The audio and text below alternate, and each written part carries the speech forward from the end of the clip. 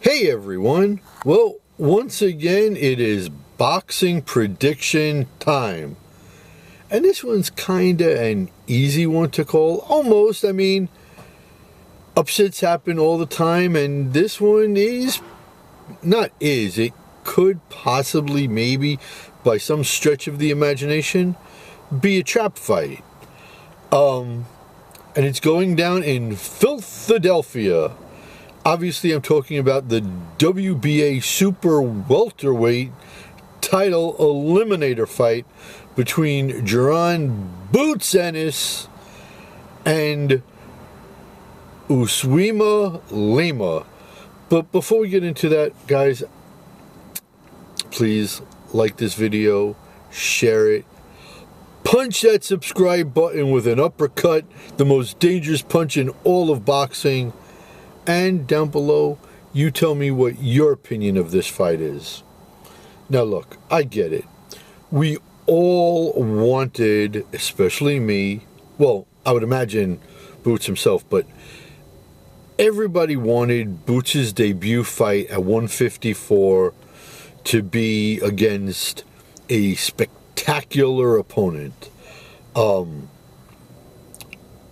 exciting on paper matchup. Right? Telez, Fundora, Bakram, even Josh Kelly. But guys honestly weren't available, right? When the fight was first coming together, Virgil had, his hand issues. And to be honest, I don't necessarily know if Oscar wants Virgil to mix it up with Boots. Ramos, who's legit, didn't even want the fight. And that's the other thing.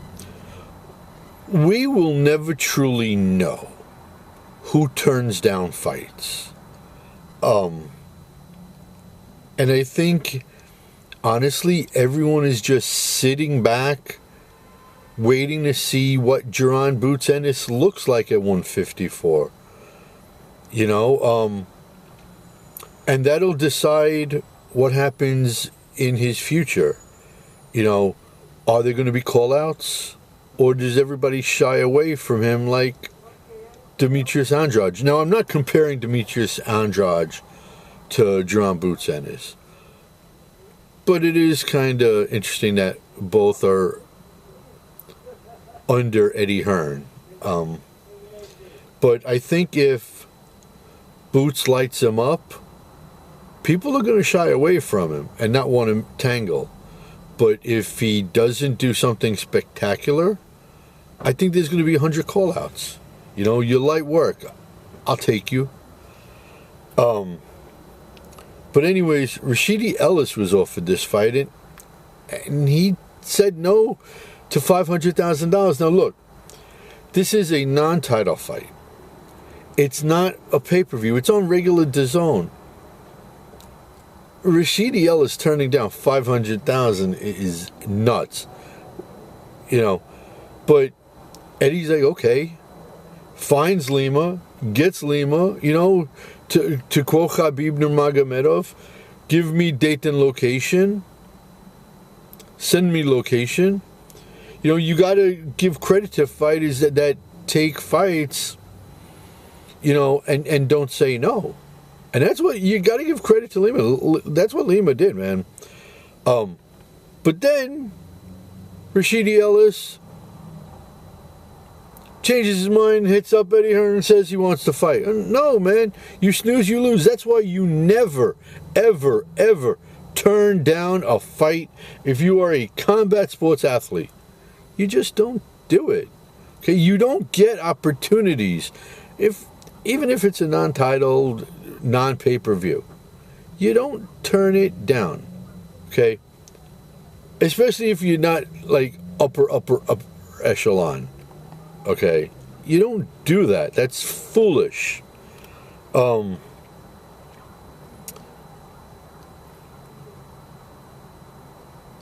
for Lima to take this fight in Philadelphia, in Jaron's backyard.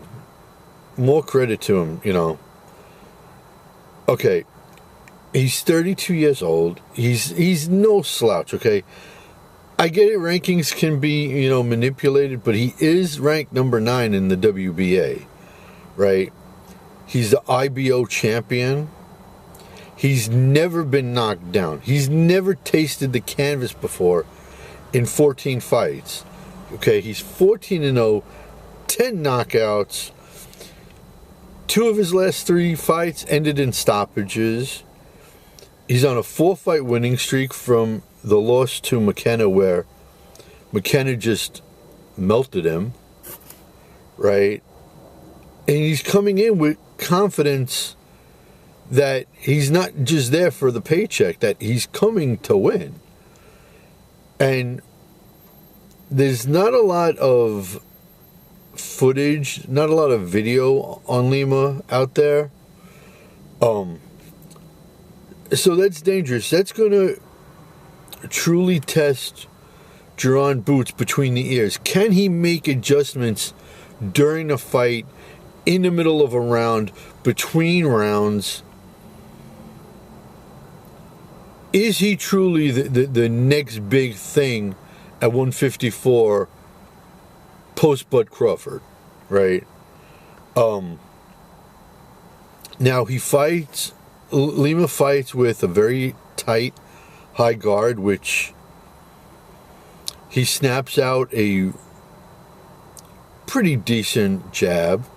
Okay, he comes forward a lot, but the southpaw's not super accurate, and because of all these things, he is open to counters, he's open to body shots, and that's bad news for him as long as Boots doesn't showboat.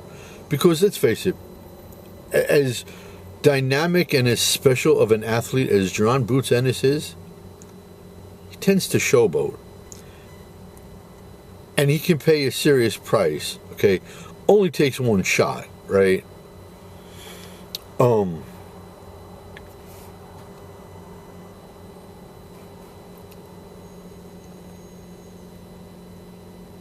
But if Boots stays focused, okay, and stays defensively sound, keeps switching stances, okay, his combos and hooks to the body are some of the best in boxing, okay? And because of that high guard, we're going to see just how good Lima is, just how good his ribs hold up to those shots coming really fast by Boots. And the fact that Boots is violent with both hands, with bad intentions with both hands, especially the body, I don't know if Lima is slick enough to evade those. Now look, both fighters fight well on the inside, right? But Boots is a little bit better. Now, he has issues cutting the ring off.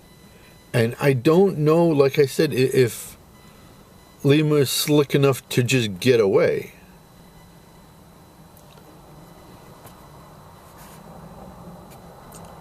I think there's going to be a couple of quick, really fun exchanges, sort of like Rock'em Sock'em Robots, right?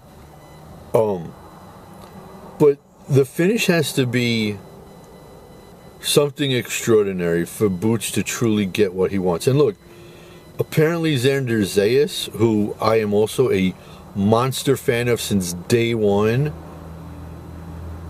is willing to do the fight with him. And I mean, I don't think Xander Zayas has made any mistakes, with the exception of the one he just made of signing with Bad Bunny. And look, I don't care that he's a rapper. My only issue with Bad Bunny is he's anti-American and he's an anti-Semite. I'd be interested in talking to Xander Zayas about why he would do that. But, I mean, let's get back to Boots and Lima, shall we?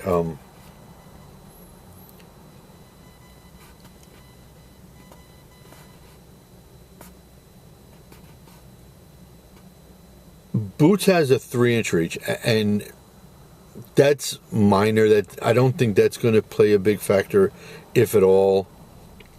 Okay.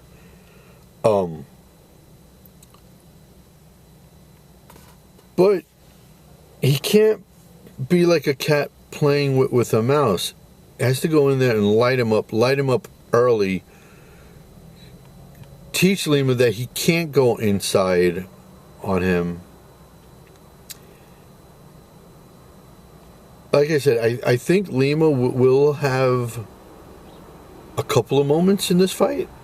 You know, it's not going to be a first punch thrown flatline. I don't think that's the case. Not at all. But I do tend to believe that Boots is going to whitewash him. I think Boots puts him down to a knee with a body shot. Late first round, second round. I could see Lima, you know, showing some guts in rounds like 2, 3, and 4. Maybe. But I think by round 5, the writing is going to be on the wall. And I think Boots puts his foot on the gas, and I think Boots gets him out of there in round 5. I think he's going to finish him by technical knockout. I don't want to say he's going to flatline him. I'll call it a technical knockout, round 5, to improve to 35-0 with 31 KOs. So that's the quick boxing prediction. Hope you guys have a great rest of your day. Please, once again, like the video, share it, subscribe to the channel, and don't forget, down below, you tell me what you think about this fight. You tell me who you wanted to see Boots fight at 154 in his debut. And honestly, I think that Lima is, when all is said and done, is better for a debut fight. Okay? Only because before you get, you know, a name like Fedora or Bakram, right? Get your feet wet with someone not in top 5. I like that. Just to see how your body, you know, translates. And like I said, he's inside top 10 in WBA, so he's not a slouch again. And look, here's the thing about Boots. And you can say whatever you want about him, but here's the deal. Boots was in camp with Canelo Alvarez. Now, let's forget about what happened between Canelo and Bud Crawford just for a second. The fact of the matter is, like the saying goes, what is it? Rising tide raises all ships? Something like that? Well, by osmosis, just being in there, just training and sparring with Canelo, you're going to get better. Your vision's going to get crisper. You're going to learn new wrinkles. And if Boots was good before that, Boots is going to be that much better after that. So I look forward to Boots' run at 154. I think this is the division he stays in. I don't see him going up anymore. And I see him capturing the belts. And honestly, out of all the champions, I think him and Xander are going to be firecracker matches. I could see that being a trilogy. But anyways, that's just me going on. So until the next video, Cyclone saying, peace out, homies.